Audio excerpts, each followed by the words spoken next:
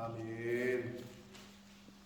살아계신 하나님 아버지, 감사와 찬송과 영광을 올려드립니다. 아멘. 오늘도 생명 주시고 새날 주시고 하나님의 이 은혜의 보좌 앞으로 저희를 불러주시고 인도해 주셔서 찬송케 하시고 기도하게 하시고 말씀을 전하고 듣게 하시니 예배케 하시니 아버지 감사합니다. 아멘. 아버지 하나님, 이 시간 하나님 앞에 나온 한 심령들에게 은혜를 주시고 눈이 열리고 귀가 열리고 입이 열리고 마음이 열려 하나님의 말씀을 잘 듣고 읽고 마음으로 받아 오늘 하루를 살아갈 때에 이 말씀 붙잡고 살아가는 한 날이 되도록, 말씀에 피동되어지는 한 날이 되도록 주님 은혜 내려 주옵소서. 아멘. 이 시간 성령 하나님께서 임마누엘과 함께 하심을 믿사옵고 예수 그리스도 이름으로 축복하며 기도 올리옵나이다. 아멘. 아멘. 자, 시편 22편입니다. 시편 22편은 지금 아마 읽으시면서 느끼셨을 텐데 예수 그리스도와 아주 밀접한 예수님의 말씀 또는 예수님의 복음서의 이야기가 그려지고 떠오르는 그러한 구절들이 많이 있었어요. 그래서 이 22편은 메시아 예언시로 분류합니다. 메시아 예언시로 분류를 해요. 그런데 내용상 보면 1절로 21절까지는 자신이 처한, 다윗이 처한 상황에 대한 하나님께 대한 호소, 비탄시로 분류를 할 수 있겠고 22절부터 마지막 31절까지는 그럼에도 그 자신이 처한 상황에서 하나님께서 나를 구원해 주실 것에 대한 확신을 찬양하고 노래하는 찬양시로 그렇게 분류할 수 있습니다. 그러나 전체적인 내용은 메시아 예언시로 분류를 합니다. 성경에, 여러분 성경에도 아마 적혀 있을 텐데 아헬레 샤할에 맞춘 노래라 그랬는데 그 말에 아헬레 샤할이라는 단어의 그 의미는 말 그대로 직역을 하면 새벽의 사슴이라는 뜻인데, 새벽의 사슴, 사슴을 우리 성경에서 보면 목마른 사슴 이렇게 비유도 하고, 사슴이 연약하잖아요. 동물의 왕국에서 갓보다는 을의 위치에 있는 동물이란 말이에요. 그러니까 잡아먹거나 이런 게 아니라 잡혀 먹는 그러한 이미지를 갖고 있는데, 그래서 자신이 지금 처한 상황이 대적들로부터 목숨이 경각에 달려 있고 언제 죽을지 모르는 그러한 경험을 한 다윗이 지금 오늘 22편 같은 말씀을 이제 노래했는데, 야할레 샤할이라는 단어 의미 자체는 새벽의 사슴이라는 말인데 고난당하는 자를 가리키는 의미로 그렇게 쓰입니다. 근데 이제 그런 곡조가 있나 보죠.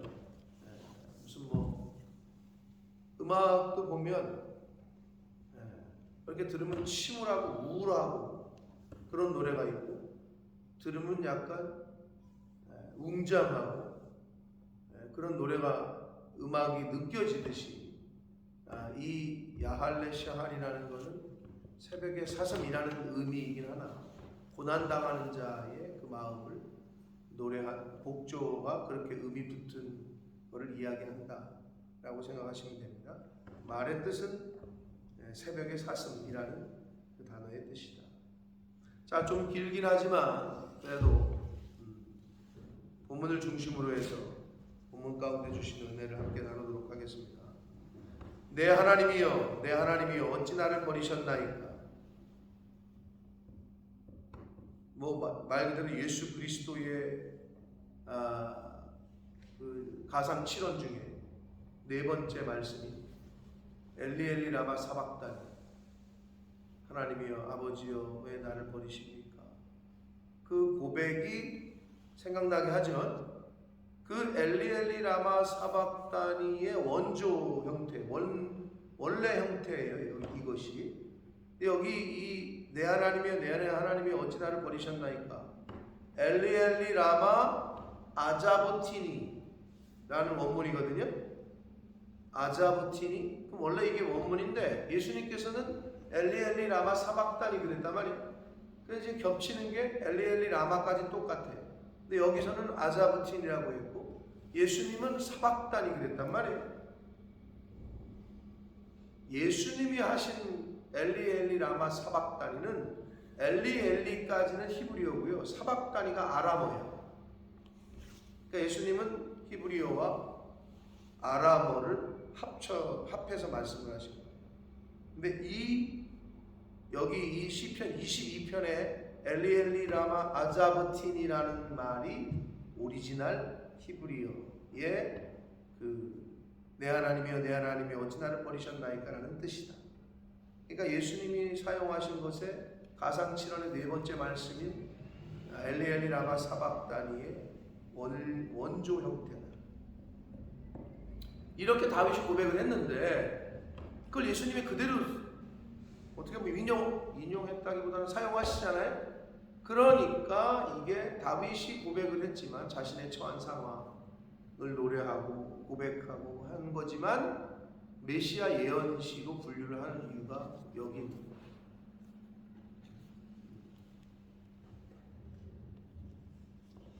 어찌 나를 멀리하여 돕지 아니하시오며 내 신음소리를 듣지 아니하시나이까. 이것은 뭐예요? 응답하시지 않는 상태. 자신이 지금 너무 역경 가운데 환난 가운데 있는데 아무리 기도를 해도 응답하시지 않는 그러한 상태. 위기에 내몰린 자신의 그리고 메시아의 응답 호소에 대한 그러한 절규를 지금 하고 있습니다. 아마 여러분들 느끼셨던 적이 있을 수 있습니다만 아무리 기도를 해도 하나님의 응답하시지 않는 침묵하시는 때가 있단 말이에요. 그러니까 성도의 기도에 간구에 침묵하시는 때가 있다. 그런 게 느껴질 때가 있다. 그럼 여러분 어떠세요? 답답하잖아요. 근데 중요한 건 하나님의 자녀들의 백성들의 성도의 기도에 침묵하시는 하나님, 그런 데에는 다 이유가 있다. 우리는 모르나. 늘 얘기하지만 우리는 기도하고 간구할 때 뭐예요? 내가 원하는 타이밍에 내가 원하는 방법대로 되기를 원하는 경우가 많이 있단 말이에요. 자, 그래 쉽게 생각하시면 이렇습니다. 기도하는 건 내 몫이고 내가 하는 역할이고 응답하시는 건 하나님의 몫이야. 근데 우리는 응답하는 때와 방법까지도 간구할 때가 많아. 그건 하나님의 영역이야.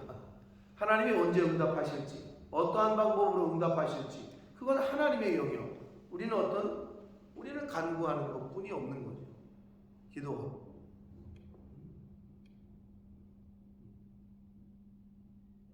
그래서 결국은 우리의 소원, 내 바램을 하나님께 올려드려요.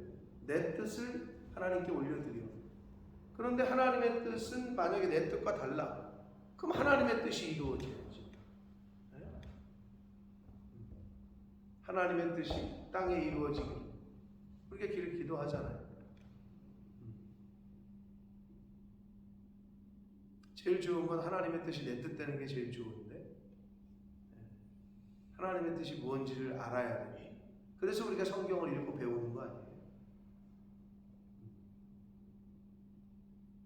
근데 일반적인 종교에서는 자신의 뜻과 자신의 바람이 관철되고 이루어지기를 위해서 기도를 한다. 계속 비는 이유가 자신의 원함이 이루어지기를 원하는 것. 그게 일반적인 종교에서 하는 행위예요. 근데 기독교는 그게 아니야. 기도라는 게 내 뜻과 내 소원을 관철시키기 위해서 하는 게 아니고 늘 말씀드리지만 기도는 아버지의 마음을, 아버지의 뜻을 찾아서 내 뜻을 아버지의 뜻에 맞춰 가는 그러한 방편이 바로 기도다. 그렇기 때문에 성도의 간구와 기도에 하나님께서 침묵하시는 데에는 다 이유가 있다. 뜻이 있다. 라는 것을 전제하시라고. 그래야 포기를 안 하고 시험에 안 들어요. 왜 응답을 안 하시지? 이미 응답하셨는지도 모르지. 그런데 우리는 왜 응답 안 하시지? 라고 생각할 때 결국 뭐야? 기준이 나야. 왜 내가 지금 원하는 대로 이루어지질 않지? 내가 원하는 대로 되지를 않지? 그게 기준이야. 그러니까 달리 생각하셔야 된다니까. 관점을 하나님 편에서 생각을 하셔야 된다니까.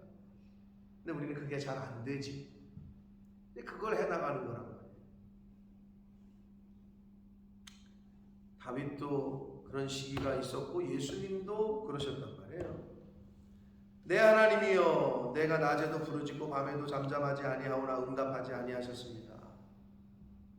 밤낮으로 하나님께 간구했는데 응답이 없다는 거예요. 자, 우리는 성경 여러 곳에서 알 수가 있는데 기도를 하는 것에 인내가 더해져야, 자, 기도를 하나님께 올려드리는데 거기에 인내가 더해져야 그래야 온전해집니다. 기도해봐, 기도를 드려봐, 아버지께, 하나님께. 그런데 기도했어. 얼마나? 하루, 이틀. 근데 우리는 어떻게 생각해야 되느냐? 하나님이 부르시는 그날까지 평생에 이 땅에 있는 동안 해야 될 게 바로 기도고 예배고 찬양이고 감사고.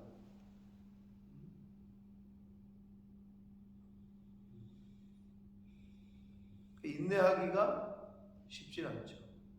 근데 그 인내가 더해져야 온전해져요. 모든 게 그렇죠, 그죠? 운동선수가 훈련받는 게 힘들대 끝까지 계속 참고 인내를 해야 나중에 좋은 결과가 나오지. 어떤 사업을 하고 뭐를 해도 어려울 때도 있고 잘 될 때도 있지만 그거를 인내하고 끝까지 가야 어느 정도 이제 자리를 잡듯이 다 똑같은 거예요, 세상 만사가.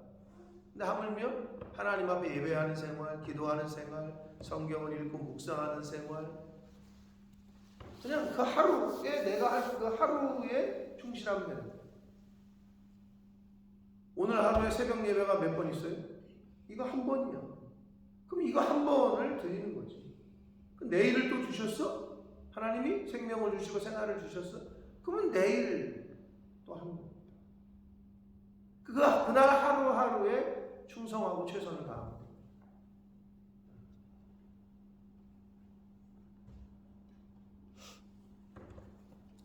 3절 봅니다. 이스라엘의 찬송 중에 계시는 주여, 주는 거룩하시니이다 라고 하나님께 찬양을 또 올려드리면서 4절 봅니다. 우리 조상들이 주께 의뢰하고 의뢰하였으므로 그들을 건지셨습니다.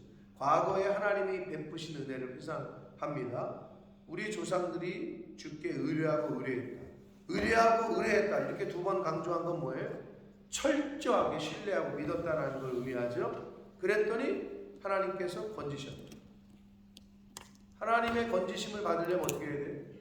하나님을 철저하게 믿어야 되고 의지해야 되고 의뢰해야 됩니다.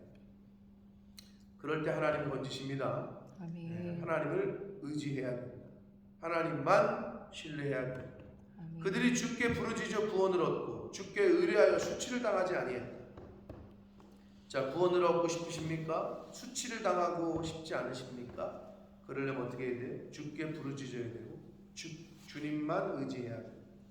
그러니까 하나님께 부르짖고 하나님께 의뢰해야 돼요. 하나님만 의지해야 돼요. 자, 제가 설교 때 말씀을 드렸는데 기억하시는 분이 있는지 모르겠는데 로마서 10장에 나오는 누구든지 주의 이름을 부르는 자 구원을 얻을 거다. 그런 말씀이 있죠? 누구든지 주의 이름을 부르는 자. 그러면 예수님 그럼 구원받는 거라고 했어요? 근데 말 그대로 문자 한글의 의미로는 그렇잖아요. 근데 거기서 부른다는 게 그 의미가 아니라고 말씀을 드렸죠. 부른다는 게 뭐라고요? 예배한다는 뜻이에요.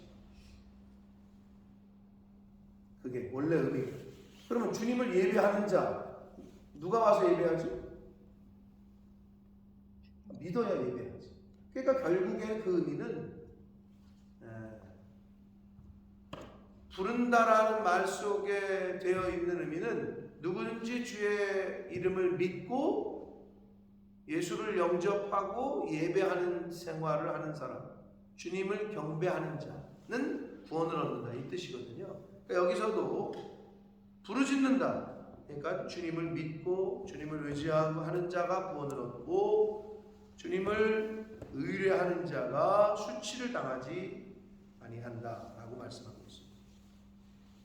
자, 6절, 나는 벌레요 사람이 아니라 사람의 비방거리요 백성의 조롱이다. 자신을 벌레라고 표현을 해요. 욥기에서 욥이 자신을 뭐라고 표현했는지 아세요? 구더기라고 표현했어요. 그 말은 뭐예요? 자신이 구더기처럼, 다윗이 지금 벌레처럼 그런 상황에 처해 있다는 거예요. 사람들이 나를 벌레 쳐다보지 않는다.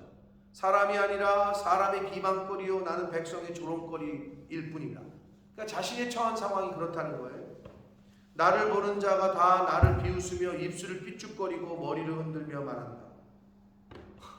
어떻게 진짜 잘 표현했죠. 오늘날에도 그러죠.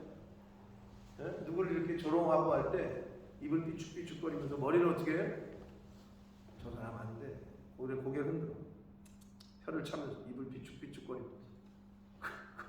오늘날에도 딱 이해가 되는 표현인데 이게 그렇게 지금 쓰고 계셔요. 근데 이걸 어떻게 메시아 예수 그리스도께서 이 땅에 오셨을 때 마가복음 15장 29절에 보면 어떻게 써 있냐면 지나가는 자들은 자기 머리를 흔들며 예수를 모욕하여 라고 되어 있어요. 그러니까 그대로 예수님이 이 땅에 오셔서 그대로 이거를 당하셨죠. 그래서 메시아 예언시라고 하는 거예요. 그러니까 다윗을 보는 자가 다 나를 비웃으며 입술을 삐죽거리며 머리를 흔들며 말한다는 거예요. 뭐라고? 8절. 그가 여호와께 의탁하니 구원하실걸? 그를 기뻐하시니 건지실걸? 라고 얘기한다는 거예요. 그게 뭐야? 야, 가만 냅둬라. 하나님이 와서 저를 살리나 한번 두고 보자. 그 얘기랑 똑같은 거예요. 예수님이 당하셨던 그 조롱. 야, 저가 아버지를 부른다. 하나님을 부른다. 하나님이 저를 십자가에서 내려주나 안 내려주나 두고 보자. 똑같은 거예요. 다윗이 지금 하나님을 믿는다고 하니, 저가 여호와를 의탁한다고 하니 구원하실걸? 라고 얘기한다는 거예요. 하나님을 기뻐하니 하나님이 건지실걸? 라고 조롱한다는 거예요. 자, 마태복음 27장 43절에 보면 그가 하나님을 신뢰하니 하나님이 원하시면 이제 하나님이 그를 구원하실 걸이라고 돼 있단 말이에요. 그러니까 이게 메시아 예언시인 이유가 있어요. 그러니까 결국 다윗이 당하는 이 모양이 결국 예수님께서 훗날 오셔서 그대로 당하시는 모습을 예언하시고. 그럼 다윗은 예수님의 전이잖아요. 그래서 이렇게 예언시가 됐잖아요. 우리는 예수님 후대를 살고 있잖아요. 그럼 우리는 어떻게 해요? 우리가 고난당할 때 예수 그리스도의 고난을 생각해야죠. 그래서 그 고난이 우리 삶 가운데 나의 고난 가운데 예수 그리스도의 고난을 생각하고 지금에 당하는 고난을 참아야 되는 거죠. 예수님 때문에 당하는 고난을 말하는 거예요. 내 죄로 인한 고난이 아니고 나의 악함과 나의 정욕과 나의 죄성 때문에 당하는 건 다 소용없어요. 그게 아니라 하나님을 섬기고 하나님의 나라와 의를 먼저 구하려다가 복음을 전하려다가 영혼 구원에 힘쓰다가 당하는 고난, 조롱. 야, 그렇게 교회 열심히 다니면 뭐가 나오냐? 너 좀 또 정신 차려. 뭐 이런 얘기를 듣는다든지. 적당히 믿어. 뭐 이런 얘기를 듣는다든지. 근데 그게 하나님의 나라를 위하고 주님의 몸된 교회를 위해서 헌신하고, 그러다가 그런 소리를 들으셔야 정상이에요. 저와 여러분이 교회를 다니는데 그런 소리를 전혀 못 듣는다, 그거는 무늬만 크리스찬일 가능성이 커요. 만약에 그런 소리를 신앙생활 하면서 못 들었다면 그냥 무늬만 크리스찬이에요. 그냥 종교 생활하는 거지. 주일이요? 오늘 빨간 날이요? 교회 가야 되네. 그건 종교 생활이지. 하나님을 최우선하는 신앙, 말씀을 최우선하는 신앙 생활을 하다 보면 사실은 그런 소리, 야 적당히 좀 믿어, 또는 예수쟁이, 이런 소리를, 또는 뭐 긍정적인 의미에서 저 사람은 다르긴 다르네, 교회를 다닌다더니 뭐 이런 소리, 저 사람은 섬김이 남달러, 뭐 이런 소리를 들으셔야 되는데, 자 다시 말씀드려요. 다윗은 예수 그리스도 이전이었기 때문에 예언시가 되지만, 우리는 예수 그리스도 이후이기 때문에 예수 그리스도가 당한 고난을 우리가 성경을 통해서 배우잖아요. 그럼 내가 지금 처한 이 땅에 살면서 처하는 고난과 환난, 너희 안에 이 마음을 품으라, 곧 예수 그리스도의 마음이라고 그러잖아요. 그 마음을 품고 그 고난, 십자가의 고난을 생각하면서 인내할 수 있는 거죠. 아무것도 아니잖아요. 나를 죽이진 않잖아. 나를 십자가에 못 박진 않잖아. 그런데 조금 억울한 얘기 들었다고 그냥 그냥 성질을 내고 말이야. 좀 오해를 샀다고 그냥 예수님을 생각하면서 참는 거예요. 예수님 때문에. 그게 저와 여러분의 신앙생활의 기준이 되어야 될 줄 믿습니다. 네. 그러니까 여러분 예수님의 십자가를 생각한다면 누가 오해를 하건 누가 이상한 소리를 하건 아무것도 아니잖아요, 그죠? 그리고 또 이미 가르쳐 주셨잖아요. 나 때문에 당하는 고난, 나 때문에 니네가 핍박을 받거든, 너희에게 복이 있을 거다 라고 말씀하신다. 그러니까 예수님 때문에 우리가 좀 어려움을 좀 당해보고, 예수님 때문에, 그리고 교회 때문에, 하나님 나라 때문에 이 땅에서 좀 손해보고 그래야 된다는 거예요. 성경은 그 얘기를 하고 있는 거예요. 9절 10절은 다윗이 자신과 하나님의 관계를 다시 한번 생각하게 하는데, 오직 주께서 나를 모태에서 나오게 하시고 내 어머니의 젖을 먹을 때 의지하게 하셨나이다. 내가 날 때부터 주께 맡긴 바 되었고 모태에서 나올 때부터 주는 나의 하나님이 되셨다. 자신과 하나님의 관계를 다시 한번 언급합니다. 사랑하는 성도 여러분, 어려움을 당했을 때, 환난이 왔을 때, 고난이 왔을 때 하나님과 나와의 관계를 생각해 보시라. 내가 누구냐? 하나님이 나에게 어떻게 하셨냐? 하나님이 나를 이 땅에 보내시고 지금까지 살게 하셨고 지금까지 인도하신 하나님을 생각하시면 사실은 어떠한 고난에도 어떠한 역경도 극복할 수가 있습니다. 아멘. 그게 하나님의 은혜. 아니, 우리 존재하는 것 자체가 하나님의 은혜죠. 생명을 연장시키시고 있습니다. 다시 말씀드리지만 죽으면 다 끝납니다. 아무것도 없어요. 아무것도 가져갈 수도 없고 그냥 이 세상을 떠나는 거예요. 근데 생명을 연장시키는 것만큼 더 귀한 은혜가 없잖아요. 그러니까 사람의 생명보다 목숨보다 소중한 게 어딨냐 그러는데, 우리는 그런 은혜를 받고도 불평하고 원망하고 짜증내고, 그러니까 그렇게 살 수가 없는 인생들인데 그러고 살고 있으니 얼마나 안타깝습니까? 그죠?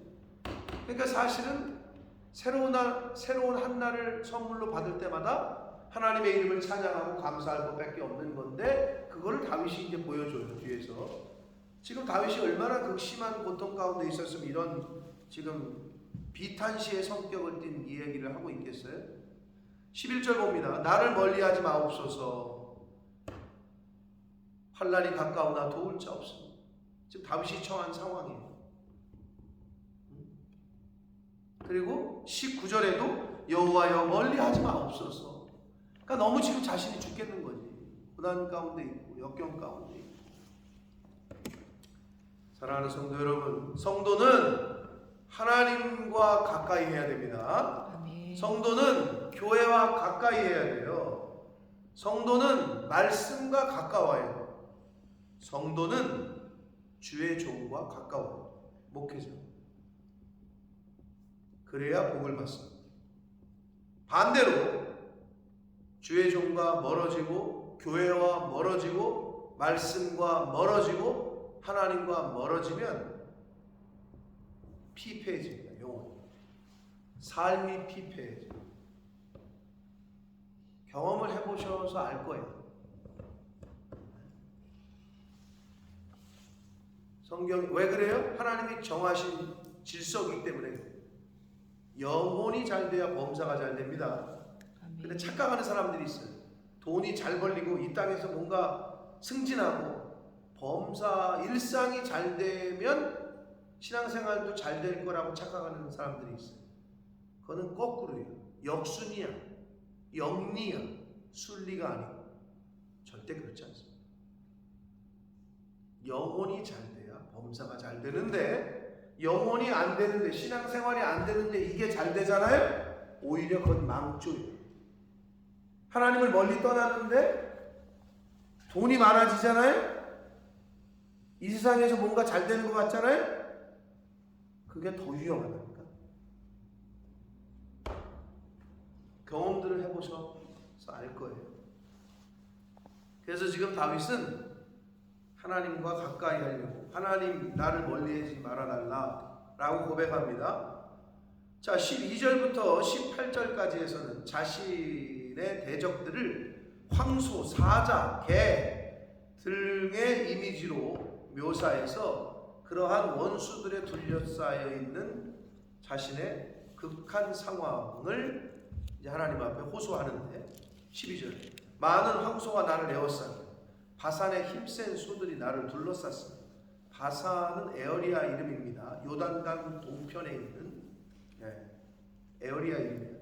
그래서 소가 유명했다고. 거기가 목초가 많아서 바산의 힘센 소들이 나를 둘러쌌으며 내게 그 입을 벌림이 찢으며 부르짖는 사자 같은 지금 대적들이 그렇다는 거예요. 힘세고 사자 같은 대적들이 나를 둘러쌌다는 거죠.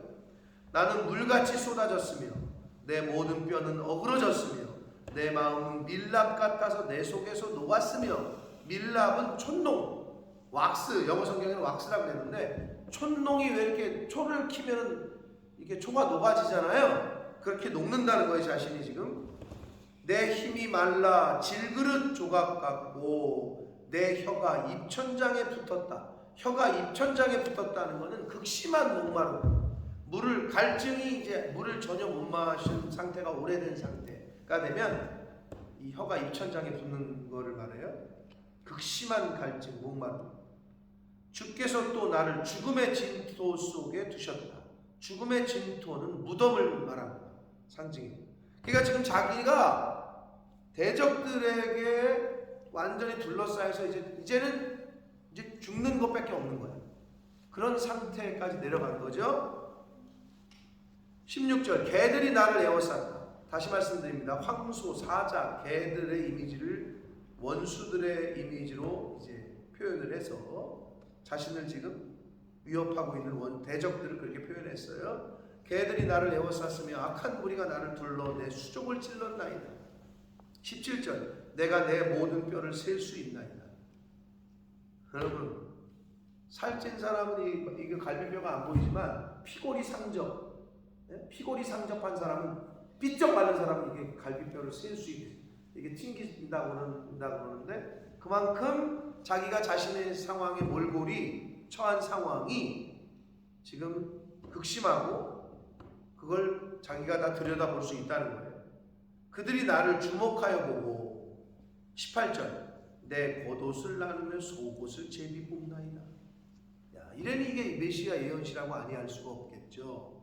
요한복음 19장 23절과 24절에 그대로 예수님이 십자가상에서 당하셨던 예수님의 겉옷을 나누고 속옷을 제비고 이게 또 그대로 여기 표현이 되어 있습니다. 그러니까 다윗이 당한 이 처한 상황이 훗날 메시아 예수 그리스도께서 이 땅에 오셔서 처한 상황과 그것을 미리 예언하고 있다는 거죠. 19절 여호와여 멀리하지 마옵소서 나의 힘이시여 속히 나를 도우소서. 지금 다윗은 이런 상황에 처해 있으나 끝까지 하나님을 신뢰하고 하나님에게 나의 힘이시여 나를 도우십시오. 그러니까 자신을 도울 수 있는 분은 하나님이심을 인정하고 그렇게 고백을 하고 있습니다. 내 생명을 칼에서 건지시며 내 유일한 것을 개의 세력에서 구하소서. 나를 사자의 입에서 구하소서. 주께서 내게 응답하시고 들소의 뿔에서 구원하셨나이다. 칼, 개, 사자, 소 이런 대적들에게서 하나님이 구원하셨다는 거예요. 자신을. 그래서 22절부터는 마지막 절까지는 갑자기 감사 찬양 시의 성격을 띱니다. 하나님을 찬양하기 시작해요. 22절 내가 주의 이름을 형제에게 선포하고 회중 가운데 주를 찬송하리이다. 23절 여호와를 두려워하는 너희여 그를 찬송할지어다. 지금 한 절마다 하나님을 찬양하라는 이야기가 계속되죠. 야곱의 모든 자손이여 그에게 영광을 돌릴지어다. 너희 이스라엘의 모든 자손이여 그를 경외할지어다. 그는 곤고한 자의 곤고를 멸시하거나 싫어하지 아니하시며 그의 얼굴을 그에게 숨기지 아니하시고 그가 울부짖을 때에 들으셨도다. 큰 회중 가운데에서 나의 찬송은 주께로부터 온 것이니 주를 경외하는 자 앞에서 나의 소원을 갚으리이다 하고 이야기합니다. 그러니까 하나님을 계속 찬양해요. 하나님을 계속 경외하라고 이야기하고 있어요. 결국 자신의 그 대적들로부터의 죽을 것 같은 상황을 하나님께서 구원하셨고 그 하나님을 찬양하라고 지금 이야기를 하고 있습니다. 그런데 결국 예수 그리스도를 표면적으로는 그들이 이긴 것처럼 보였죠. 십자가에 못 박아서 죽였으니까. 그러나 하나님께서는 말씀대로 사흘 만에 다시 예수 그리스도를 부활시키셨죠. 다시 승리를 하셨죠. 승리케 하셨죠. 그러니까 그것과 이제 일맥상통한 맥을 같이 하는데 26절 겸손한 자는 먹고 배부를 것이며 여호와를 찾는 자는 그를 찬송할 것이라. 너희 마음은 영원히 살지어다. 겸손한 자가 먹고 배부릅니다. 하나님 앞에서 겸손한 자를 하나님이 먹이시고 입히십니다. 네? 그러니까 일용할 양식 이 세상에서의 사는 동안에 우리의 자세는 하나님 앞에서 늘 겸손해야 돼요. 그러면 하나님이 먹이시고 배부르게 하신다. 겸손한 자는 먹고 배부를 것이며 여호와를 찾는 자 그를 찬송할 것이라. 너희 마음은 영원히 살다. 하나님을 찾아야 하나님을 가까이 해야 삽니다. 하나님을 가까이 하고 하나님을 찾아야 매 순간 우리의 인생 가운데 하나님을 찾고 하나님을 가까이 하고 말씀을 가까이 해야 우리 마음이 살아요.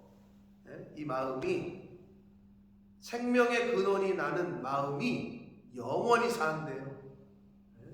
어떻게 할 때? 하나님을 찾을 때. 여러분 마음이 병들면 이미 끝난 거예요. 낙심하면 이미 아무 일을 할 수가 없어요. 마음이 병들고 마음에 의심이 생기고 마음에 낙심하면 이미 게임이 끝난 거예요.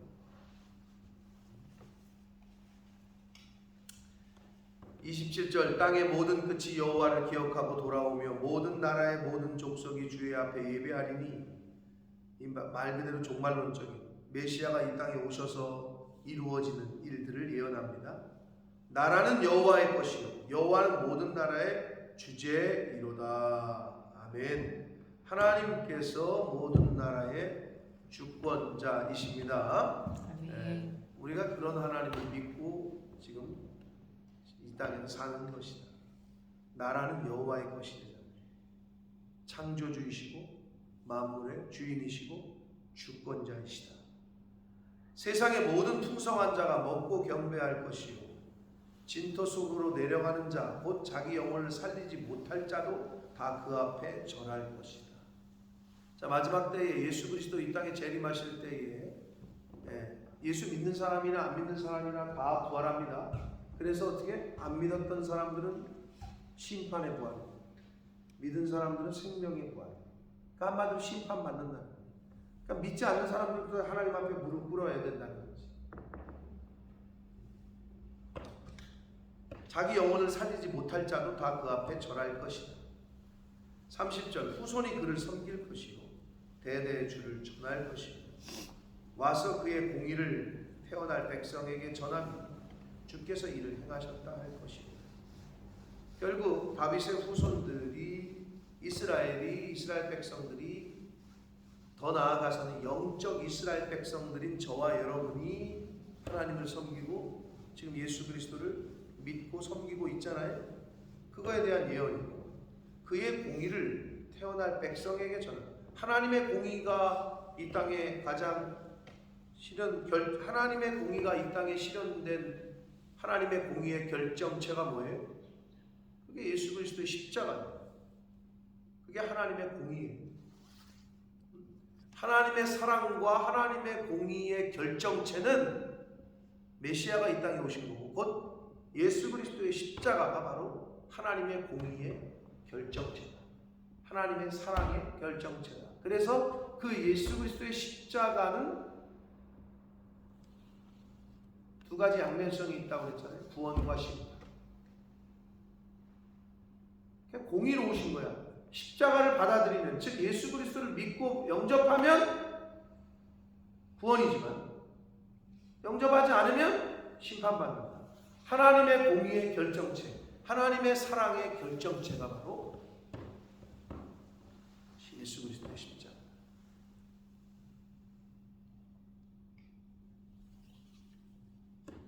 그래서 우리가 그 십자가를 전하고 그 복음을 전하는 거죠. 주께서 이를 행하셨다 할 것입니다. 하나님께서 그렇게 행하셨습니다. 그래서 예수 그리스도를 이 땅에 보내셨고 우리는 그 예수 그리스도를 믿고 오늘이라는 현재를 살아가고 있습니다. 사랑하는 성도 여러분, 정말 시편 22편은 그 뒤에 시편 23편 여호와는 나의 목자신 이건 너무나도 잘 아는데 시편 22편이 이런 내용인지는 또 오늘 우리가 읽으면서 새롭게 다가오셨을 텐데 이미 하나님께서는 하나님의 공의를 나타내시기 위해서 다윗 왕의 이 고백을 통해서 메시아에 대한 예언을 우리에게 주셨던 거예요. 하나님의 말씀은 1.1획도 틀림이 없다라고 성경은 말하고 있고 실제로 구약의 대부분의 예언은 성취가 됐고 성취가 되고 있으며 앞으로도 성취가 될 것이다. 그래서 우리가 성경을 가까이 해야 돼요. 시편 22편 이제 여러분 책에 갖고 있지만 시편을 가다가 갑자기 요한계시록으로 넘어가요. 그 이유가 있겠죠? 그렇게 지금 편집을 한 이유가 미래에 대한 이야기잖아요. 요한계시록. 그걸 우리가 한 번 더 점검을 하고 다시 구약으로 와서 어떠한 예언이 있었는지 그리고 요한이 예언한 것과 어떻게 일맥상통한지 그거를 이제 아침마다 우리가 보게 될 겁니다. 사랑하는 성도 여러분, 오늘 하루를 하나님께서 허락하셨습니다. 생명을 주셨습니다. 아멘. 어떻게 사셔야 돼요? 찬송하시며 감사하시며 기뻐하시며 그렇게 사는 저와 여러분 되시길 축복합니다. 자, 우리가 얼마나 복된 자예요. 네? 뭐 어떻게 보면 구약 성경을 보다 저 당시는 좋았겠다. 하나님의 음성을 직접 듣고 하나님이 직접 말씀하시고 구름 기둥 불 기둥으로 인도하시고 영화 같은 거 보면 그때 태어났으면 좋으시겠어요? 아니요. 지금이 제일 복된 거예요. 네? 그때 태어났으면 아메리카노도 못 먹었겠지. 지금이 가장 복된 거예요. 그리고 지금 완전 성경 66권을 우리에게 주셔서 너무나도 잘 알려주시고 있잖아요. 그러니까 가까이 해야 되고 듣고 읽고 보고 배워야 되는데 그걸 안 하니 마음이 영원히 살지를 못하는 거죠. 마음이 자꾸 낙심이 되고 상심이 되고 좌절이 되고, 그러면 어떤 걸 시작하기 전에 벌써 그런 마음이 들면 이미 그건 게임이 끝난 거야. 시작도 하기 전에 이미 게임이 끝났다고. 두려움이 오면 이미 진 거야. 근데 마음에 이 생명이 막 솟아나고 소망이 솟아나고 희망이 있고 감사가 넘치고 이러면 무서울 게 없는 거죠. 우리 마음이 문제라니까요. 근데 마음을 지키기가 어렵잖아요. 오늘 하루 하나님의 말씀으로 성령과 동행하셔서 마음을 잘 지키시고 그 마음에서 샘솟듯 일어나는 생명의 근원이 되는 마음, 그곳에서 주시는 가슴 깊은 곳에서 울리는 성령의 음성에 귀를 기울이시고 하나님을 찬양하고 기뻐하고 감사하는 복된 한 날이 되시길 예수 그리스도 이름으로 축복합니다. 아멘. 살아계신 하나님 아버지, 감사와 찬송과 영광을 올려드립니다. 아버지, 오늘 하루라는 시간을 주시고 생명을 연장시켜 주시고 또 건강 주셔서 오늘 하루의 첫 시간을 하나님 앞에 나와 아버지 집에 나와 주님의 몸된 교회 이 은혜의 보좌 앞으로 나와 신앙을 고백하게 하시고 기도하게 하시고 말씀을 듣게 해주시니 아버지 감사합니다. 아멘. 아버지 하나님, 예수 그리스도가 이 땅에 오신 것, 예수 그리스도의 십자가 하나님의 사랑과 공의의 증거임을 다시 한번 저희가 묵상하고 배웠습니다.